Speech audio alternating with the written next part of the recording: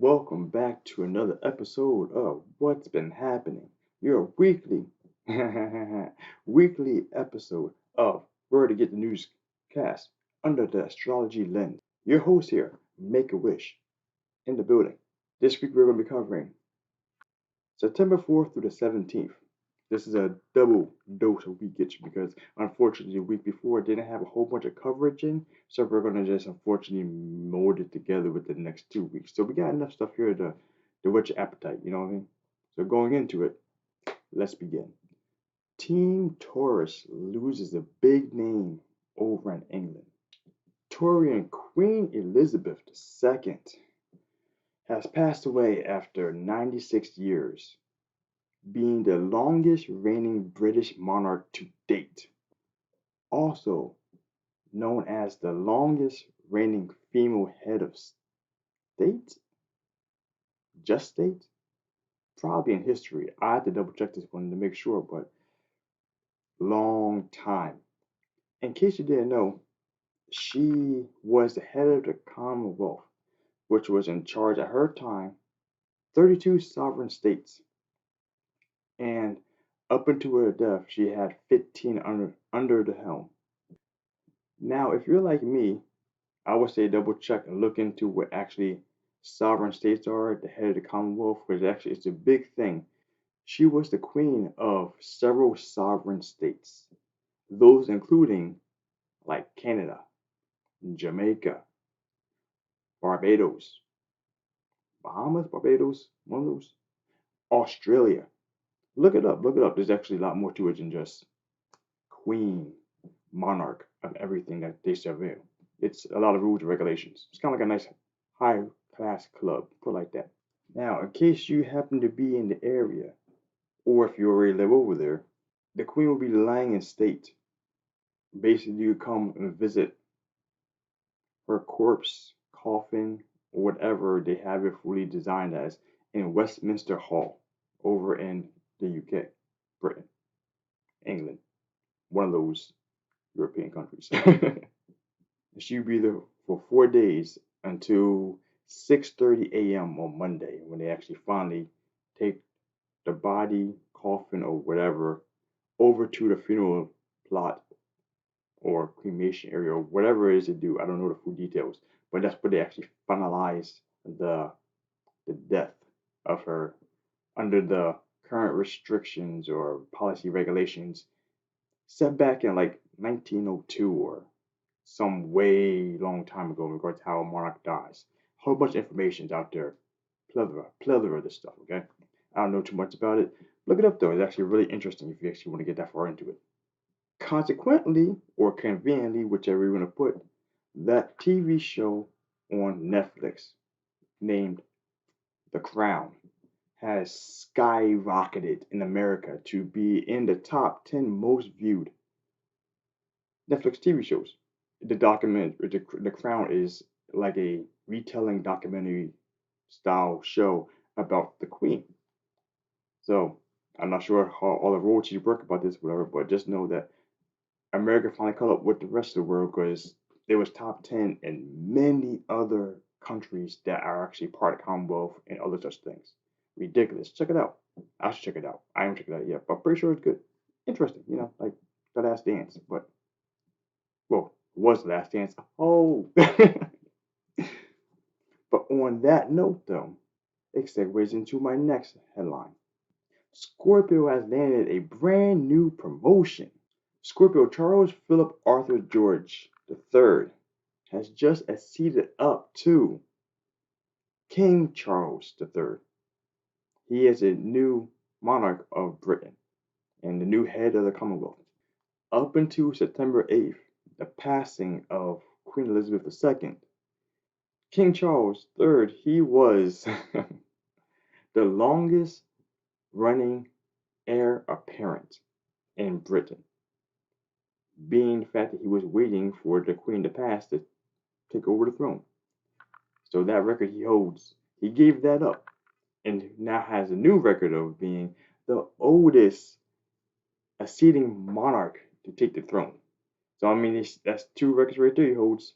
Now, due to his age at 73, Hopefully, he could take some Scorpio antics and just be very spiteful, just live forever, and not end up being the shortest running British monarch. I mean, there's been some short ones that don't really count in history, but let's see what we can do with this.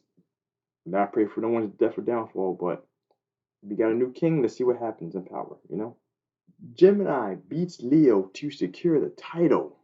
Polish Geminian superstar Iga Świątek has defeated Ons Jabeur to win her first U.S. Open title. This is her third title.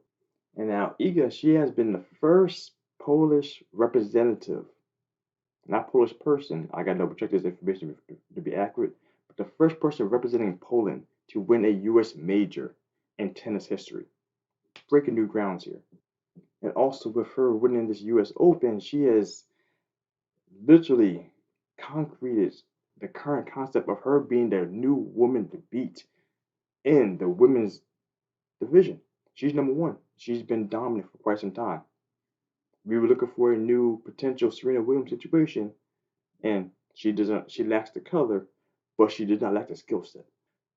Iga winning the U.S. Open has net her what, $2.6 million? Something like for a couple days' work. She earned it though. Oh boy. Now continuing the trend of the U.S. Opens, let's hop over to the men's side. The Earth element battle comes to an end with the Taurian on top.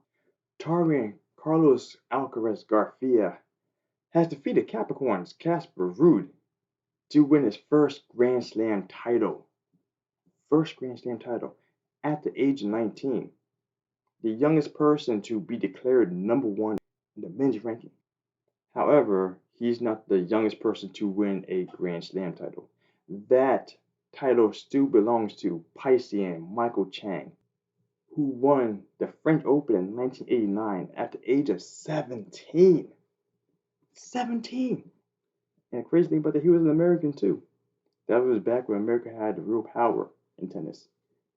I guess. I gotta go back and research some stuff.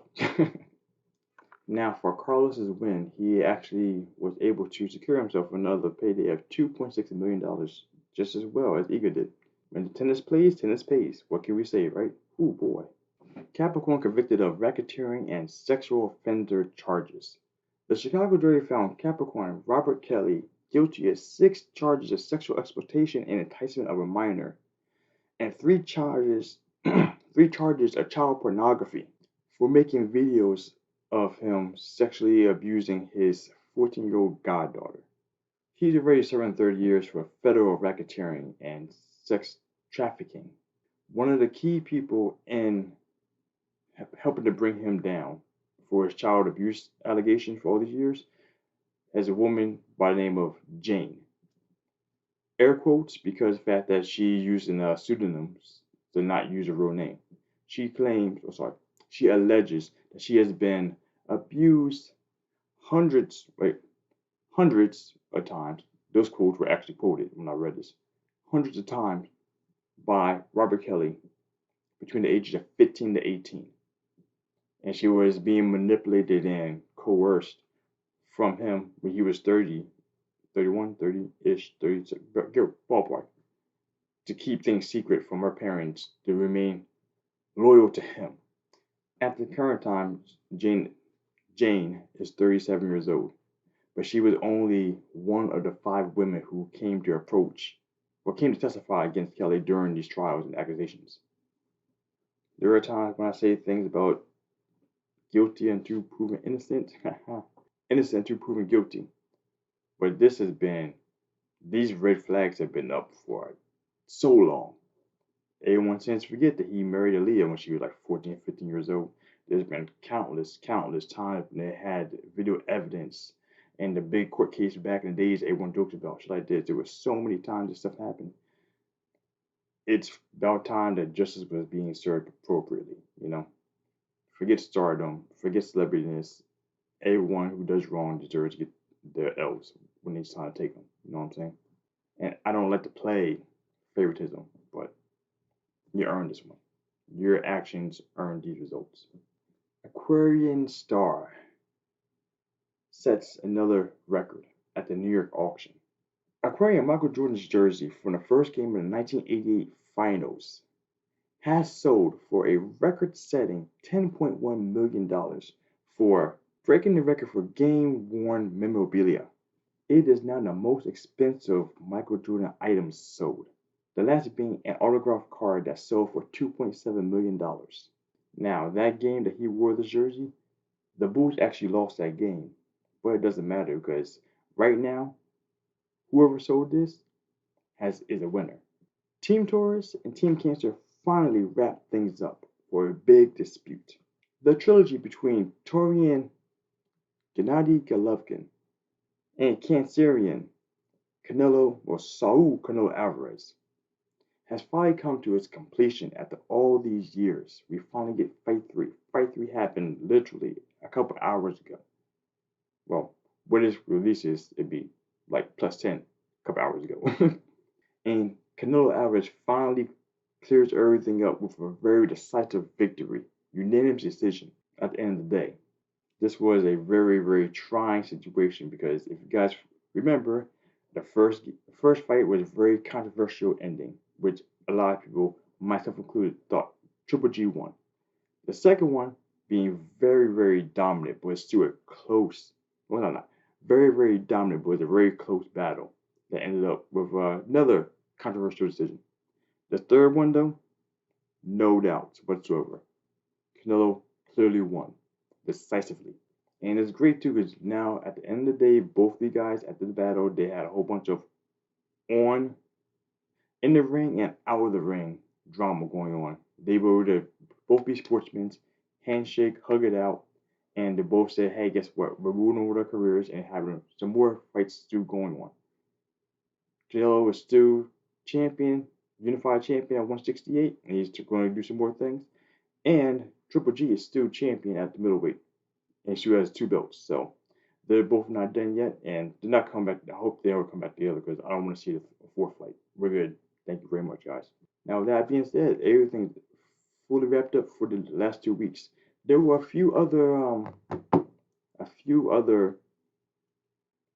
things I couldn't put on here, but there wasn't too much to grab onto. Like the kangaroo guy. I couldn't find a birth date or anything of that nature for the guy. Well, the first death of a kangaroo by a kangaroo in Australia. That's one thing. There's like two or three others, but they weren't big things, you know. But sorry for the delay. We're back, hopefully back on track here now. If you notice, I got a little different of a setup here. You may not know, but these hands moved around, so it's different, okay? And from here on out, we're trying to increase things up and make things a little more exciting for you guys to see as time goes on. So, with that being said, stay classy. Be you, my friends.